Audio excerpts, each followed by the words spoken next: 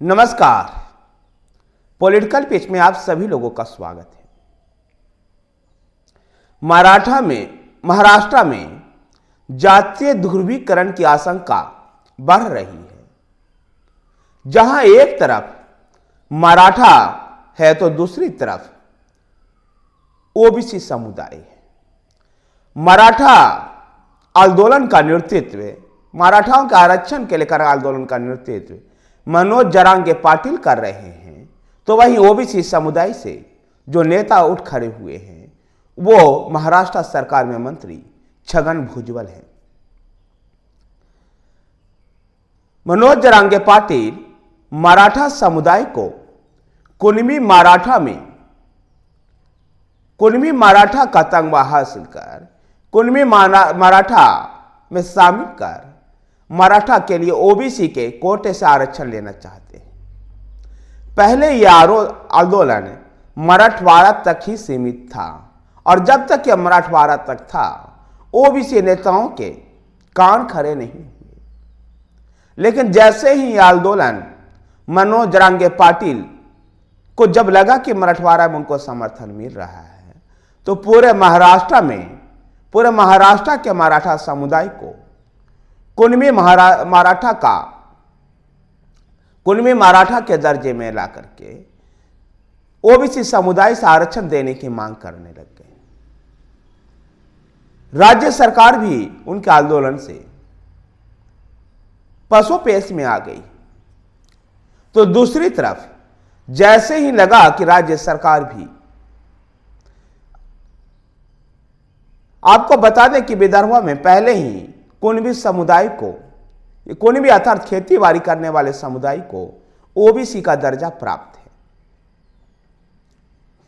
Video में आगे बढ़ने से आपसे एक विशेष अनुरोध है कि आप हमारे चैनल को सब्सक्राइब कर लीजिए। जैसे ही लगा महाराष्ट्र में कि यह मराठवाड़ा से निकल करके मराठा आंदोलन पूरे महाराष्ट्र में फैल रहा है, तो ओबीसी समुदाय के नेताओं ने भी आपस में मंत्रणा कर इसका विरोध करने का फैसला किया। शुरुआत में जब तक मराठा आंदोलन मराठवाड़ा तक सीमित था, ओबीसी समुदाय के कुछ छोटे मोटे संगठनों ने ही विरोध किया। लेकिन जैसे ही यह आंदोलन पूरे महाराष्ट्र में फैला, वैसे ही ओबीसी समुदाय के नेताओं को भी भनक लगी। महाराष्ट्र के जनगणना के अनुसार जहां 33% मराठा है, 38% ओबीसी समुदाय है। इस 38% ओबीसी समुदाय को 19% आरक्षण मिल रहा है। ओबीसी समुदाय का नेतृत्व महाराष्ट्र सरकार में, एकनाथ शिंदे सरकार में मंत्री छगन भुजबल ने संभाल ली है। और छगन भुजबल इस भीड़ तंत्र के आगे जो मराठा आंदोलन को लेकर के मनोज जरांगे पाटिल ने किया, इसको भीड़ तंत्र बताते हुए कहते हैं कि इस भीड़ तंत्र के आगे सरकार को नतमस्तक नहीं होना चाहिए। साथ ही छगन भुजबल इस बात की मांग करते हैं कि राष्ट्रीय स्तर पर और महाराष्ट्र में भी जातीय जनगणना हो, ताकि लोग पता चले कि कौन कितना है। वहीं पर मनोज जरांगे पाटिल छगन भुजबल पर यह आरोप लगाते हैं कि छगन भुजबल विभिन्न समुदाय में वैमनस्य पैदा कर रहे हैं, विभिन्न समुदाय के बीच में मतभेद पैदा कर रहे हैं। छगन भुजबल इस समय एनसीपी में अजित पवार गुट के साथ हैं। छगन भुजबल शिवसेना, कांग्रेस और एनसीपी अभी समय एनसीपी में है। कई महाराष्ट्र के राजनीति में बड़ा नाम है छगन भुजबल का। और छगन भुजबल विभिन्न राजनीतिक दलों में रहते हुए भी महात्मा फुले समता परिषद के जरिए ओबीसी की राजनीति करते रहे हैं। भारतीय जनता